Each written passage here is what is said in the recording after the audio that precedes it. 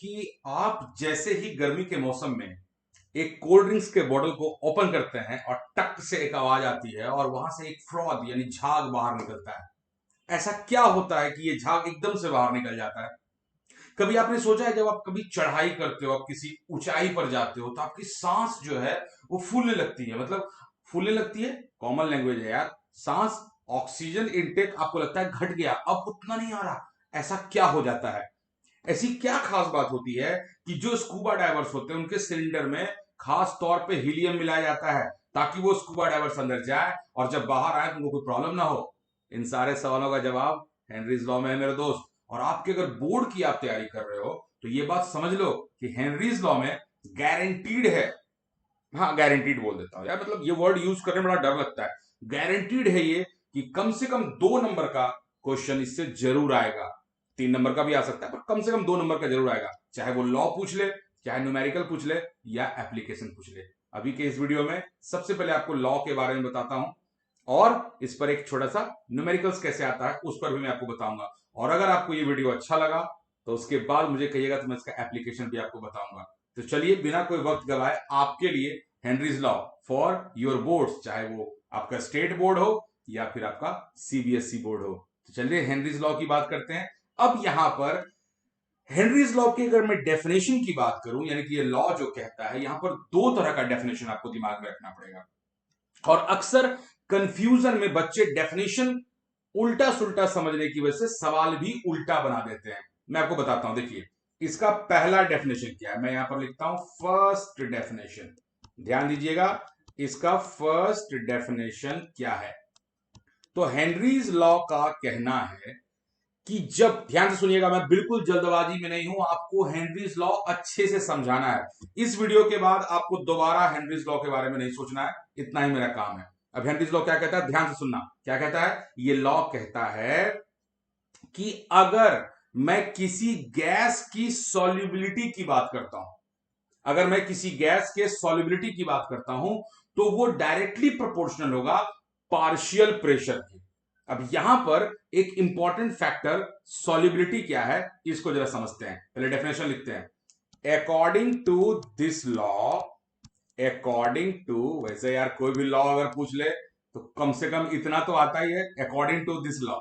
तो according to this law, according to this law, the solubility, the solubility of a gas, solubility of a gas in liquid, in liquid is directly proportional, is directly proportional, is directly proportional to its partial pressure, partial pressure के directly proportional होता है।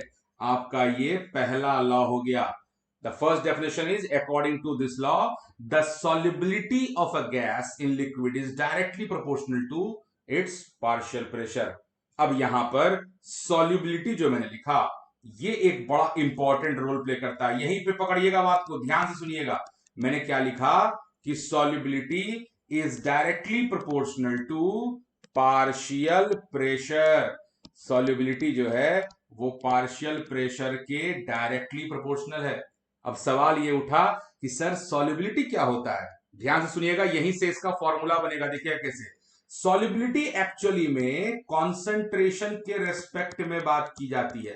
तो कई बार solubility आपका मोल पर volume भी होता है, और अगर वहां पर मोल ना देखकर मास देखें तो सॉल्युबिलिटी को हम लोग कई बार मास अपॉन वॉल्यूम भी देखते हैं। ध्यान दीजिएगा, मास अपॉन वॉल्यूम भी देखते हैं। मान लिया जाए, लेट यहां पर आपका वॉल्यूम, ध्यान से सुनिएगा, पूरा डेरिवेशन के साथ बता रहा हूं ताकि आपको हेनरीज लॉ के न्यूमेरिकल में फंसाए नहीं कोई। जहां सवाल में सॉल्युबिलिटी मारा, फॉर्मूला क्या लगेगा? सीधी सी बात है, solubility is directly proportional to partial pressure. पर मान लिया जाए वॉल्यूम आपका 1 लीटर है। सो ऐसे कंडीशन में सॉल्युबिलिटी जो आपका है, ऐसे कंडीशन में सॉल्युबिलिटी आपके मास के बराबर है। ऐसे कंडीशन में सॉल्युबिलिटी आपके मास के बराबर है। तो फिर आपका नया डेफिनेशन क्या बना, वहां पर था solubility is directly proportional to partial pressure. So आपका बना फ्रॉम हेनरीज लॉ। अब ये देखिए इसका एक और डेफिनेशन आपका बन गया जो पहले वाले में ही आ गया, क्या कि the mass of a gas is directly proportional to partial pressure. ध्यान दीजिएगा, पार्शियल प्रेशर के डायरेक्टली प्रोपोर्शनल हो गया आपका मास, यानी कि अगर मास को मैं m बोलता हूं तो is directly proportional to partial pressure p, और इसी m को मैं लिखूंगा is equal to k into p। और ये k क्या है, ये k है Henry's law constant, where k is Henry's law constant. और इस तरह से आपका ये पहला डेफिनेशन बनके तैयार हुआ। अब यहां देखिए मजेदार बात क्या है कि अगर यहां पर दो मास हो, अगर यहां पर दो पार्शियल प्रेशर हो, तो ये सवाल सीबीएसई ने पूछा हुआ, ये प्रीवियस ईयर क्वेश्चन है, दो मास दे दिया था, तो फिर इस कंडीशन में यहां पर एक चीज और दिमाग में रखिएगा, अगर दो मास हो तो k तो कैंसिल हो जाएगा, तो m1 by m2 is equal to p1 by p2 लगाइएगा। इसलिए जब भी किसी सवाल में बेटा सॉल्युबिलिटी आपको जिक्र कर दे, आप समझ लेना वहां मास की बात है। The mass is directly proportional to partial pressure, कुछ कंफ्यूजन नहीं। सॉल्युबिलिटी क्या होता है मैंने आपको बता दिया, पार्शियल प्रेशर से डायरेक्टली प्रोपोर्शनल होगा। सीधा सा फॉर्मूला है m is equal to kp और m1 by m2 equal to p1 by p2, क्योंकि k तो कांस्टेंट है, वो कैंसिल हो जाएगा। This is the first definition. ताबड़तोड़ फटाफट चलते हैं दूसरे डेफिनेशन पे, देखो कितना मजा आएगा। चलते हैं सेकेंड डेफिनेशन पे, देखो कितना मजेदार है ये। सेकेंड डेफिनेशन की जब बात करेंगे तो यहां पर बात सॉल्युबिलिटी की नहीं, यहां पर बात मोल फ्रैक्शन की हो जाएगी। और अब ये क्या कहता है, अब कहता है कि जो मोल फ्रैक्शन है उस गैस का जब वो सॉल्युबलाइज होता है लिक्विड में, वो डायरेक्टली प्रोपोर्शनल होगा पार्शियल प्रेशर के। फिर से वही बात, कम से कम इतना तो जानते ही हैं सर कि अकॉर्डिंग टू दिस लॉ तो लिख ही देंगे। अकॉर्डिंग टू दिस लॉ, देखो मुन्ना चक दे फट्टे, इतना आसान definition. According to this law the mole fraction, according to this law the mole fraction of gas is directly proportional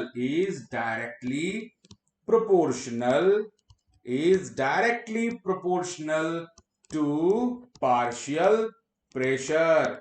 तो यहां पर ये पार्शियल प्रेशर के डायरेक्टली प्रोपोर्शनल हो जाता है।